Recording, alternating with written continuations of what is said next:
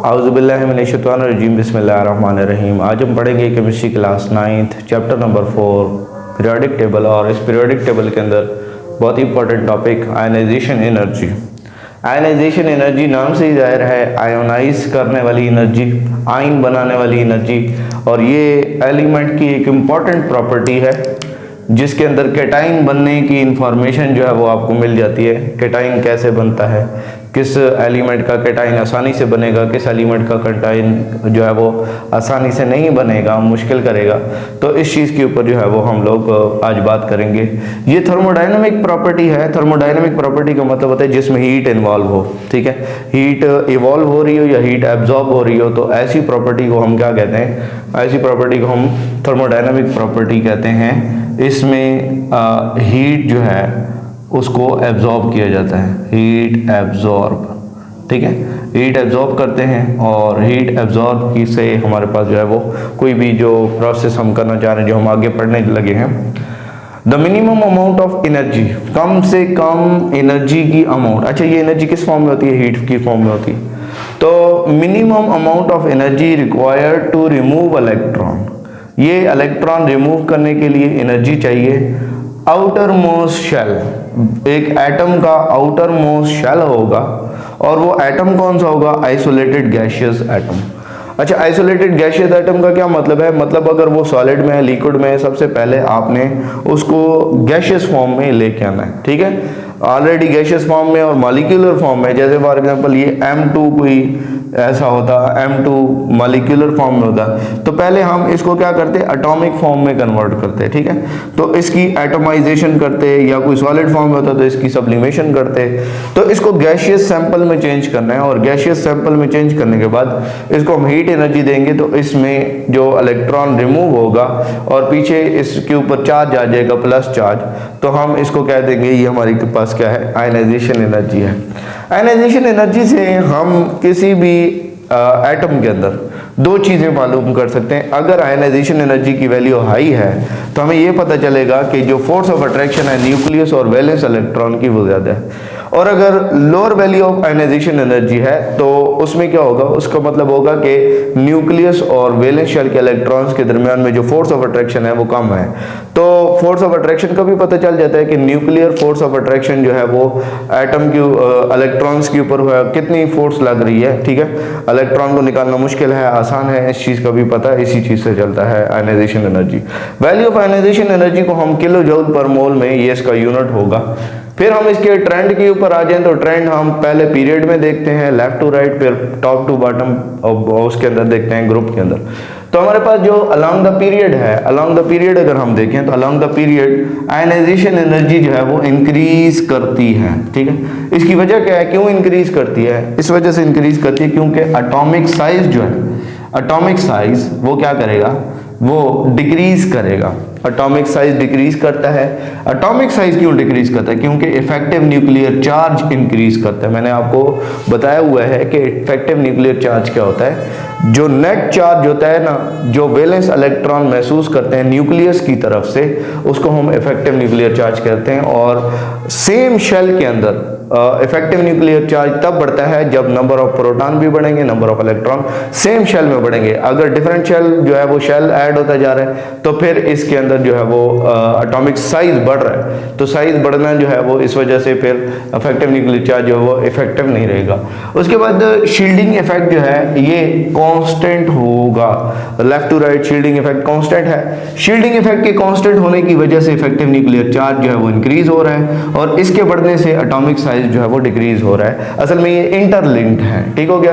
फिर इन सारों की वजह से आयनाइजेशन एनर्जी क्या कर जाती है? वो इंक्रीज कर जाती है। यानी न्यूक्लियर अट्रैक्शन के अंदर से इलेक्ट्रॉन को निकालना जो है वो मुश्किल होता जाता है जब ऐसा एटॉमिक साइज डिक्रीज करता है। इसमें दो एनोमलीज हैं जब आप पीरियड में मूव करते हैं। सेकेंड पीरियड के अंदर जब आप सेकेंड पीरियड में मूव करेंगे या आप थर्ड पीरियड में मूव करेंगे तो उस वक्त आपको एक एबनॉर्मल बिहेवियर नजर आएगा कि बेरिलियम की आयनाइजेशन एनर्जी जो है वो ज़्यादा है, बोरान की उससे ज़्यादा होनी चाहिए थी, लेकिन बोरान की आयनाइजेशन एनर्जी क्या होती है? कम होती है। तो ये आपको एक एनोमली नज़र आती है। फिर उसके बाद नाइट्रोजन और ऑक्सीजन में ऑक्सीजन की ज़्यादा होनी चाहिए थी, लेकिन नाइट्रोजन की ज़्यादा होती है, क्योंकि ये आगे सक्सेसिव एडिशन होती है। बेरिलियम के बाद बोरान होता है, बोरान के बाद जो है कार्बन, कार्बन के बाद नाइट्रोजन, नाइट्रोजन के बाद ऑक्सीजन। इसका ऑर्डर ये बनता है कि बेरिलियम से ज़्यादा होनी चाहिए थी बोरान से, बोरान की एनर्जी, फिर बोरान से कार्बन की तो वैसे एनर्जी ज़्यादा है, नाइट्रोजन की फिर कार्बन से जो है वो कार्बन से ज़्यादा है, फिर नाइट्रोजन की ऑक्सीजन से कम होनी चाहिए थी और ऑक्सीजन की ज़्यादा होनी चाहिए थी, लेकिन ऑक्सीजन की नाइट्रोजन से क्या होती है, कम होती है। इसी तरीके से सेम ट्रेंड नीचे भी चलता है कि मैग्नीशियम, ये थर्ड पीरियड में इसके बिल्कुल सेम नीचे, बेरिलियम से नीचे मैग्नीशियम होता है, बोरान से, इसमें भी एल्यूमिनियम की ज़्यादा होनी चाहिए थी, लेकिन एल्यूमिनियम की क्या होती है, कम होती है, और फास्फोरस की जो है वो ज़्यादा होनी चाहिए थी, सॉरी सल्फर की ज़्यादा होनी चाहिए थी, लेकिन फास्फोरस की क्या है, ज़्यादा है। तो इसमें आयनाइजेशन एनर्जी की एनॉमली है, यानी एबनॉर्मल ट्रेंड है, और इस एबनॉर्मल ट्रेंड को आपकी बुक में शामिल नहीं किया गया, तो आप बेशक इसको ना पढ़ें, लेकिन ये कॉन्सेप्ट होना चाहिए, क्योंकि आप फर्स्ट ईयर में भी इस चीज़ को समझेंगे। या हो सकता है कोई सवाल ऐसा आ जाता है कि बेरिलियम और बोरान को जो है वो कंपेयर किया जाता है, या नाइट्रोजन ऑक्सीजन को, या मैग्नीशियम एल्यूमिनियम को, तो ये बात याद रखना कि लेफ्ट टू राइट ट्रेंड वाला ये मामला यहाँ पे नहीं है, यहाँ पे ट्रेंड जो है वो एबनॉर्मल है। तो इस ट्रेंड के एबनॉर्मल होने की वजह क्या है, मैग्नीशियम की स्टेबल इलेक्ट्रॉनिक कन्फिगरेशन होती है, और बेरिलियम का जो एक इलेक्ट्रॉन है उसको निकालना जो है वो आसान है, बनिस्बत जो बेरिलियम में 2 इलेक्ट्रॉन होते हैं 2s में, उनको पहले अनपेयर किया जाता है फिर निकाला जाता है। तो ये बात वैसे इसकी रीज़न है, और इसमें स्पिन पेयर रिपल्जन होने की वजह से जो है वो ऑक्सीजन की जो है हमारे पास, ये इनकी वजूहात हैं, लेकिन ये आप डिटेल में फर्स्ट ईयर में पढ़ेंगे। लेकिन अभी आप थोड़ी बहुत वजह जो है वो इसकी जान सकते हैं कि नाइट्रोजन में से इलेक्ट्रॉन निकालना जो है वो मुश्किल है बनिस्बत ऑक्सीजन में से। तो ऑक्सीजन में स्पिन पेयर रिपल्जन होती है, यानी उसमें एक पेयर आ जाता है, 2 पेयर होते हैं इलेक्ट्रॉन पेयर के, तो वो एक दूसरे को रिपेल करते हैं, और इस वजह से उसमें इलेक्ट्रॉन को निकालना जो है वो आसान हो जाता है, उनकी आपस में इलेक्ट्रॉन के दरमियान में जो है वो रिपल्जन होती है इस वजह से। तो ये एबनॉर्मल ट्रेंड थे जो मैंने बता दिए। फिर उसके बाद लेफ्ट टू राइट जो है वो आप याद रखें कि इंक्रीज करेगी आयनाइजेशन एनर्जी, लेकिन इस केसेस में ये जो बीच में है ये एनॉमलीज हैं। अच्छा, इसमें एक सवाल और भी पूछा जाता है कि इसमें एबनॉर्मल ट्रेंड है किसका असल में? असल में एबनॉर्मल ट्रेंड यहाँ पे एल्यूमिनियम शो कर रहा है और यहाँ पे बोरोन शो कर रहा है। क्यों? अब ये एनामुलस है, ये क्या है? एनामुलस। एनामुलस ये क्यों है? इसकी क्या वजह है? इसकी वजह ये है कि क्योंकि ये इनका होना चाहिए था, ज़्यादा एनर्जी होनी चाहिए थी, लेकिन इनकी क्या है, कम है। और यहाँ पे सल्फर और ऑक्सीजन जो है वो एनामुलस बिहेवियर शो कर रहे हैं। एनामुलस, ठीक हो गया? एनामुलस, ठीक हो गया? तो ये एनामुलस ट्रेंड शो कर रहे हैं, वरना इनकी जो है वो ज़्यादा होनी चाहिए थी, कम है, तो इस वजह से इनका एनामुलस ट्रेंड है। फिर उसके बाद अलॉन्ग द ग्रुप जो है वो टॉप टू बॉटम अगर हम देखें तो आयनाइजेशन एनर्जी डिक्रीज करती है। उसकी वजह क्या है? साइज बढ़ता जाता है, इलेक्ट्रॉन जो है वो एटम से दूर होता है, न्यूक्लियस से दूर होता जाता है एटम में, तो न्यूक्लियस से दूर वो उसकी अट्रैक्शन से दूर होता जाता है, तो वहाँ से उसको निकालना जो है वो ईजी होता जाता है। शील्डिंग इफेक्ट जो है वो इंक्रीज करता है टॉप टू बॉटम, और इस शील्डिंग इफेक्ट के इंक्रीज करने की वजह से इफेक्टिव न्यूक्लियर चार्ज, मैंने Z effective Z is nuclear charge, effective EFF for effective decrease the effective nuclear charge, तो इफेक्टिव न्यूक्लियर चार्ज जो है वो डिक्रीज करता है। क्यों? क्योंकि शील्डिंग इफेक्ट बढ़ रहा होता है। तो शील्डिंग इफेक्ट के बढ़ने से जो न्यूक्लियर अट्रैक्शन पहुंचनी चाहिए थी वैलेंस शेल के इलेक्ट्रॉन्स तक, वो उस तरीके से नहीं पहुंच पाती, तो इस वजह से इलेक्ट्रॉन को निकालना जो है वो न्यूक्लियस की गिरफ्त से आसान हो जाता है। तो जब हम नीचे बढ़ रहे होते हैं, नीचे टॉप टू बॉटम आ रहे होते हैं, तो जूं जूं एक एक कदम नीचे आते हैं, एक एक एलिमेंट नीचे आते हैं, तो वो क्या होता है, वो उसमें टॉप टू बॉटम में एक नया शेल ऐड होता जाता है। जैसे हम फॉर एग्जांपल बात करें ना कि लिथियम है तो इसका आखिरी शेल कौन सा है? 2, और जो सोडियम है इसका आखिरी शेल कौन सा है? 3। इसी तरीके से पोटाशियम का आखिरी शेल कौन सा है? 4। तो इनके शेल जो है वो क्या करते जाते हैं, बढ़ते चले जाते हैं। तो नंबर ऑफ शेल की सक्सेसिव एडिशन की वजह से हमारे पास जो इनका आयनाइजेशन एनर्जी यानी इलेक्ट्रॉन को निकालना है, वो आयनाइजेशन एनर्जी कम होती है तो इलेक्ट्रॉन निकालना आसान हो जाता है। तो इसमें हमारे पास कंसेप्ट असेसमेंट 4.7 है, जिसके अंदर हमने बताना है कि स्मॉलर आयनाइजेशन एनर्जी किसकी है। तो अगर हम इसमें देखें तो बोरान और नाइट्रोजन जो है ये बेसिकली एक ही पीरियड के एलिमेंट हैं। तो जाहिर सी बात है लेफ्ट टू राइट जो है वो हमारे पास क्या होता है, लेफ्ट टू राइट ये एक ही पीरियड है, सेम पीरियड, सेम पीरियड, और ये सेम पीरियड कौन सा है भला, सेकंड पीरियड है, ठीक है क्या। तो इस पीरियड के हैं तो यहाँ पे नाइट्रोजन की जो है आयनाइजेशन एनर्जी क्या होगी, वो ग्रेटर होगी बोरान से। इसकी वजह क्या है, इसकी वजह यह है कि नाइट्रोजन जो है वो राइट साइड पे होता है और बेरिलियम जो है वो लेफ्ट साइड पे होता है, तो इस वजह से बेरिलियम और मैग्नीशियम को देखें तो ये सेम ग्रुप के एलिमेंट्स हैं, सेम ग्रुप, लेकिन मैग्नीशियम नीचे होता है, बेरिलियम ऊपर होता है। तो इसमें हमारे पास अच्छा हमने स्मॉलर बताना था, स्मॉलर इसमें बोरान की एनर्जी जो है वो स्मॉलर होगी, यानी इसका स्मॉलर ट्रेंड लिखेंगे तो पहले इधर बोरान वाला लिखेंगे, तो बोरान की एनर्जी नाइट्रोजन से क्या होगी, कम हो। Top to bottom ionisation energy जो है वो क्या करती है, वो डिक्रीज करती है। तो बेरिलियम की आयनाइजेशन एनर्जी क्या होगी, ज़्यादा होगी, मैग्नीशियम की क्या होगी, कम होगी। तो मैग्नीशियम की आयनाइजेशन एनर्जी किससे कम होगी, बेरिलियम से कम होगी। टॉप टू बॉटम जो है वो आपको पता है आयनाइजेशन एनर्जी कम होती है, तो मैग्नीशियम की कम होगी, मैग्नीशियम नीचे होता है और बेरिलियम ऊपर होता है, तो इस वजह से हम देख लेंगे कि ये इसमें मैग्नीशियम की कम एनर्जी है। फिर उसके बाद कार्बन और सिलिकॉन, ये भी सेम ग्रुप के हैं, सेम ग्रुप। अच्छा ऊपर वालों का इनका ग्रुप कौन सा था, इनका ग्रुप है 2A, या हम इसको 2 भी कह देते हैं, और इनका ग्रुप कौन सा है, इसका ग्रुप है 4A, और हम इसको 14 भी कह देते हैं, ठीक है, ये ग्रुप 14 भी कहलाता है। तो इस ग्रुप के अंदर carbon top of the list होता है, सिलिकॉन नीचे होता है, तो सिलिकॉन की आयनाइजेशन एनर्जी, ऐसी बात है top to bottom ionisation energy क्या होती है, top to bottom ionisation energy कम होती जाती है, तो सिलिकॉन की कम होगी किससे, कार्बन से। तो ये हम इस तरीके से देख लेंगे। उसके बाद अगर हम बात करें तो हमारे पास इलेक्ट्रॉन अफिनिटी आ जाती है। इलेक्ट्रॉन अफिनिटी जो है, अफिनिटी कहते हैं किसी के साथ कोई अट्रैक्शन रखना, किसी के लिए कोई अट्रैक्शन रखना, अफिनिटी इसको कहते हैं।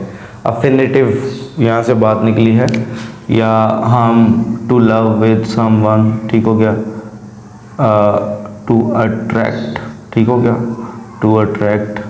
वैसे तो इसको इस एतबार से भी देखा जाता है कि किसी चीज़ को अट्रैक्ट करना, किसी की चाहत रखना।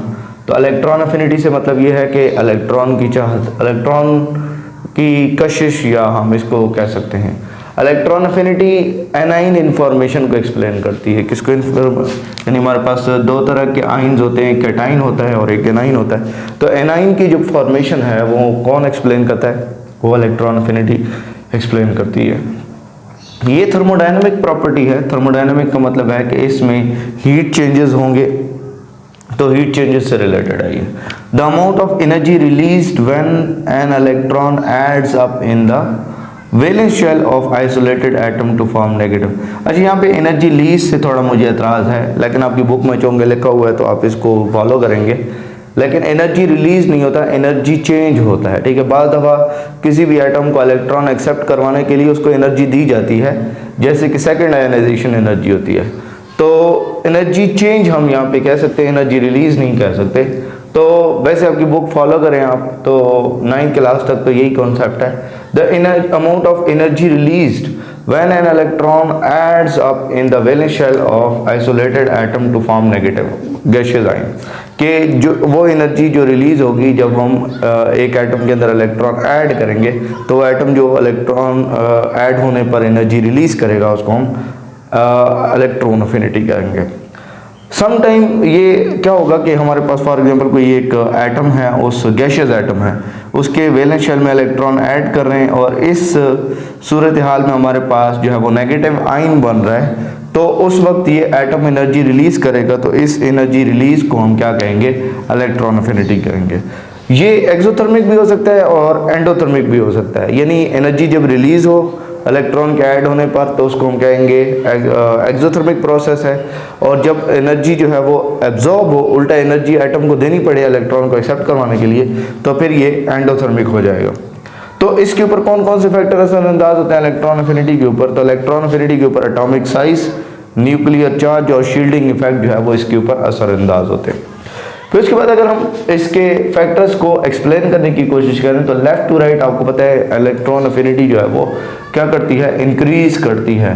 तो इसकी रीज़न इंक्रीज की क्या है, इसकी रीज़न इंक्रीज की ये है कि हमारे पास atomic size left to right decrease करता है। और एटॉमिक साइज क्यों डिक्रीज करता है? क्योंकि न्यूक्लियर चार्ज बढ़ रहा होता है। और न्यूक्लियर चार्ज क्यों बढ़ रहा होता है? क्योंकि शील्डिंग इफेक्ट कांस्टेंट होता है और सेम शेल होता है, तो इस वजह से हमारे पास जो है वो एटॉमिक साइज डिक्रीज करता है। और इस वजह से इलेक्ट्रॉन अफिनिटी, यानी उसमें इलेक्ट्रॉन ऐड करना, जाहिर सी बात है न्यूक्लियस की कशिश ज़्यादा होगी तो वो किसी और इलेक्ट्रॉन को भी अट्रैक्ट कर पाएंगे। लेकिन जब न्यूक्लियस की अट्रैक्शन ही इतनी नहीं होगी कि वो रेस्ट ऑफ इलेक्ट्रॉन को जो उसके वैलेंस शेल में मौजूद है उसको अट्रैक्ट कर रहा है, तो और इलेक्ट्रॉन ऐड कर तो वो उसको कैसे अट्रैक्ट करेगा? तो यहाँ पे जो न्यूक्लियस की अट्रैक्शन है उसका मैक्सिमम होना बहुत ज़रूरी है किसी भी वैलेंस शेल में इलेक्ट्रॉन को ऐड अप होने के लिए। तो यही बात मैंने यहाँ पे लिखी है कि जब इनकमिंग इलेक्ट्रॉन आएगा तो इस इनकमिंग इलेक्ट्रॉन के लिए वो और ज़्यादा टाइटली बॉन्ड होगा उस एटम से। तो लेफ़्ट टू राइट जब हम मूव करते हैं तो ये वाला करेक्टर जो है कि इनकमिंग इलेक्ट्रॉन आएगा तो उसको टाइटली बाउंड किया जाएगा, तो ये करेक्टर लेफ्ट टू राइट बढ़ता चला जाता है। शील्डिंग इफेक्ट कांस्टेंट रहता है, इसकी वजह से न्यूक्लियर अट्रैक्शन बढ़ती चली जाती है लेफ्ट टू राइट, तो हमारे पास जो इलेक्ट्रॉन अफिनिटी है वो भी लेफ्ट टू राइट बढ़ती है। उसके बाद अगर हम अलोंग द ग्रुप देखें तो along the group electron affinity जो है ये डिक्रीज करती है। इसके डिक्रीज होने की वजह क्या है? एटॉमिक साइज बढ़ रहा है। एटॉमिक साइज जब बढ़ रहा है तो न्यूक्लियर अट्रैक्शन जो वैलेंस इलेक्ट्रॉन्स पर है वो पहले से ही कम होती जा रही है, तो फिर जब एक और इलेक्ट्रॉन उसमें ऐड करेंगे तो उसमें ऐड करने से इलेक्ट्रॉन की जो एनर्जी रिलीज होगी वो कम से कम होगी। तो हम ये कहेंगे इस वजह से कि ये जो हमारे पास एनर्जी है इंक्रीज इन शील्डिंग इफेक्ट, यहाँ पे top to bottom shielding effect भी बढ़ रहा है। और शील्डिंग इफेक्ट के बढ़ने, ये शील्डिंग इफेक्ट क्या है? ये shielding effect basically core electrons का इफेक्ट है। और ये कोर इलेक्ट्रॉन्स का इफेक्ट जो है ये वैलेंस शेल के लिए जो इलेक्ट्रॉन यानी कि जो अट्रैक्शन होती है न्यूक्लियस की उसको कम करता है। और उसको कम करने की वजह से क्या होगा? वैलेंस इलेक्ट्रॉन पर अट्रैक्शन कम हो जाएगी और जो साइज है वो भी एटम का क्या होता है? इंक्रीज होता जाता है, क्योंकि नए नए शेल ऐड होते जाते हैं तो इलेक्ट्रॉन्स दूर होते जाते हैं, वैलेंस शेल दूर होता जाता है न्यूक्लियस से। तो उस दूर वैलेंस शेल के अंदर जब हम इलेक्ट्रॉन ऐड करेंगे तो इलेक्ट्रॉन ऐड करना जो है वो उतना टाइटली बाउंड नहीं होगा, तो एनर्जी जो है वो कम रिलीज होगी, बाद में एनर्जी देनी भी पड़ सकती है। तो जब हम यानी कि इलेक्ट्रॉन ऐड करवाते हैं बड़े एटम्स के अंदर जिसका साइज बड़ा होता है तो वो इतने अच्छे बाइंड नहीं होते, ठीक हो गया। तो इस वजह से वो जैसे ही हम टॉप टू बॉटम नीचे आते हैं तो इलेक्ट्रॉन अफिनिटी जो है वो क्या होती जाती है? कम होती जाती है, यानी इलेक्ट्रॉन इतना टाइटली बॉन्ड नहीं होता एटम के साथ, तो इस वजह से टॉप टू बॉटम एनर्जी जो है वो क्या होगी? वो डिक्रीज करेगी, इलेक्ट्रॉन अफिनिटी डिक्रीज करेगी। उसके बाद अगर हम इलेक्ट्रोनेगेटिविटी की तरफ आ जाए तो इलेक्ट्रोनेगेटिविटी कहते हैं कि दो एटम्स ने बॉन्ड बनाया हुआ है और दो एटम्स आपस में डिफरेंट इलेक्ट्रोनेगेटिविटी रखते हैं। अब जिसकी इलेक्ट्रोनेगेटिविटी ज़्यादा होगी ना तो वो जो बॉन्ड पेयर है उसको अपनी तरफ थोड़ा खींच के रखेगा और दूसरे से दूर रखेगा, और जिसकी कम है वो नहीं खींच पाएगा। तो ये न्यूक्लियस के ऊपर डिपेंड करता है कि न्यूक्लियर अट्रैक्शन कितनी ज़्यादा है। तो न्यूक्लियर अट्रैक्शन अगर ज़्यादा होगी तो बॉन्ड पेयर को वो ज़्यादा अपनी तरफ खींच के रखेंगे। तो ये भी मुख्तलिफ फैक्टर्स के ऊपर इस चीज़ का जो है वो दारोमदार होता है। तो टेंडेंसी ये एटम की एक काबिलियत है, यानी ये कोई थर्मोडायनामिक की प्रॉपर्टी नहीं है। इलेक्ट्रोनेगेटिविटी थर्मोडायनामिक प्रॉपर्टी नहीं है, ये न्यूक्लियस के ऊपर डिपेंड करती है, न्यूक्लियस के न्यूक्लियर अट्रैक्शन के ऊपर डिपेंड करती है। और इलेक्ट्रोनेगेटिविटी जो है ये टेंडेंसी है, काबिलियत है किसी एटम की कि वो बॉन्ड पेयर जो है उसको थोड़ा अपनी तरफ खींच के रखे ड्यूरिंग द बॉन्डेड सिचुएशन। और इसी इलेक्ट्रोनेगेटिविटी के डिफरेंस के ऊपर हमने एक बहुत बड़ी क्लास को जो है वो क्लासीफाई किया है, polar and non polar covalent bond को हम इसी के ऊपर क्लासीफाई करते हैं। तो इलेक्ट्रोनेगेटिविटी जो है वो हर एक एटम की अपनी होती है, और सबसे ज़्यादा जो इलेक्ट्रोनेगेटिविटी अब फ्लोरीन की है तो उसके रेफरेंस से हम लोग उसके रिलेटिव बाकी एलिमेंट्स की इलेक्ट्रोनेगेटिविटी को हम क्या करते हैं? मालूम करते हैं। तो इसको हम कहते हैं इलेक्ट्रोनेगेटिविटी। और इसके लिए पॉलिंग ने ये सारा काम किया था, फर्स्ट टाइम पॉलिंग ने ही हमें इलेक्ट्रोनेगेटिविटी मुतारफ़ करवाई थी। और उसके बाद पॉलिंग स्केल के ज़रिए हम फ्लोरीन के रिलेटिव बाकी सारे एलिमेंट्स उनकी भी इलेक्ट्रोनेगेटिविटी जो है वो मालूम करते हैं। मोस्ट इलेक्ट्रोनेगेटिव जो है वो फ्लोरीन है। और इस तरीके से हम लोग जो है वो इलेक्ट्रोनेगेटिविटी का ट्रेंड भी देखते हैं। लेफ्ट टू राइट जो है वो इलेक्ट्रोनेगेटिविटी क्या करती है, इंक्रीज करती है। क्यों? क्योंकि एटॉमिक साइज कम हो रहा होता है तो न्यूक्लियर चार्ज जो है वो बढ़ता है, इफेक्टिव न्यूक्लियर चार्ज जिसको कहते हैं। फिर इलेक्ट्रोनेगेटिविटी टॉप टू बॉटम अगर देखें तो टॉप टू बॉटम जो है ये डिक्रीज करती है, यानी टॉप टू बॉटम इलेक्ट्रॉन की जो इलेक्ट्रोनेगेटिविटी जो है किसी एटम की वो कम से कम होती जाती है। क्यों? क्योंकि एटॉमिक साइज बढ़ रहा होता है तो न्यूक्लियर अट्रैक्शन कम हो जाती है। और उसकी सबसे बड़ी वजह ये भी है कि शील्डिंग इफेक्ट बढ़ रहा होता है, तो जहाँ पे भी शील्डिंग इफेक्ट बढ़ेगा तो न्यूक्लियर अट्रैक्शन को वो कम कर देगा। किसके लिए? वैलेंस शेल के लिए। तो इस वजह से हम ये कह देंगे कि हमारे पास इलेक्ट्रोनेगेटिविटी जो है वो भी क्या हो जाएगी, जब वैलेंस शेल पे न्यूक्लियर अट्रैक्शन ही नहीं पहुंचेगी तो बॉन्डेड पेयर जो है या शेयर पेयर ऑफ इलेक्ट्रॉन जो है उसको अपनी तरफ कैसे खींचेगा। तो ये सारी बातें जो है वो इलेक्ट्रोनेगेटिविटी जो है वो बताती है। फिर उसके बाद हम लोग इस सारे ट्रेंड को देखें तो ये ट्रेंड समहाउ सिमिलर है। तो हम लेफ्ट टू राइट यानी कि आयनाइजेशन एनर्जी है, इलेक्ट्रॉन एफिनिटी है, इलेक्ट्रोनेगेटिविटी है, तो इसका जो ट्रेंड है लेफ्ट टू राइट और टॉप टू बॉटम ये सेम है ऑलमोस्ट, और इनकी वजूहात भी सेम है। तो आप इसको रद्द बदल करके लिख सकते हैं। बाकी थोड़ी बहुत बातें इसमें चेंज होती हैं, वो थोड़ी बहुत बातें आपने याद करनी होंगी। तो उसके बाद इलेक्ट्रोनेगेटिविटी जो है इनमें एक बहुत इंपॉर्टेंट एमसीक्यूज आता है, वो ये है कि which of the following is not thermodynamic property, कि कौन सी थर्मोडायनेमिक प्रॉपर्टी नहीं है उसमें। आयनाइजेशन एनर्जी, इलेक्ट्रॉन एफिनिटी, फिर इलेक्ट्रोनेगेटिविटी, फिर एंड पे इलेक्ट्रोपॉजिटिविटी इसमें आ जाता है। इलेक्ट्रोपॉजिटिविटी भी हमारे पास, और ये इलेक्ट्रोपॉजिटिविटी तो ऑप्शन से आप निकाल दें, आप उसमें एंड वाला ऑप्शन जो है वो नन ऑफ दिस कर दें।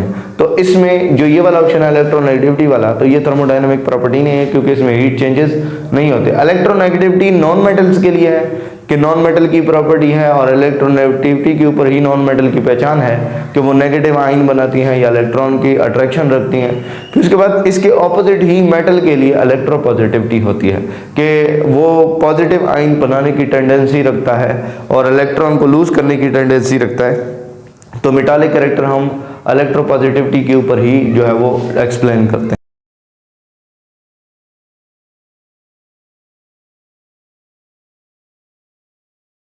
अगर आप इस चैनल पे नए आए हैं तो इस चैनल को सब्सक्राइब करें, वीडियो को लाइक करें, शेयर करें, कमेंट करें, अपने क्वेश्चंस कमेंट में लिखें। जो भी आपका क्वेश्चन है तो वो आप कमेंट में लिख के पूछ सकते हैं। Thank you so much.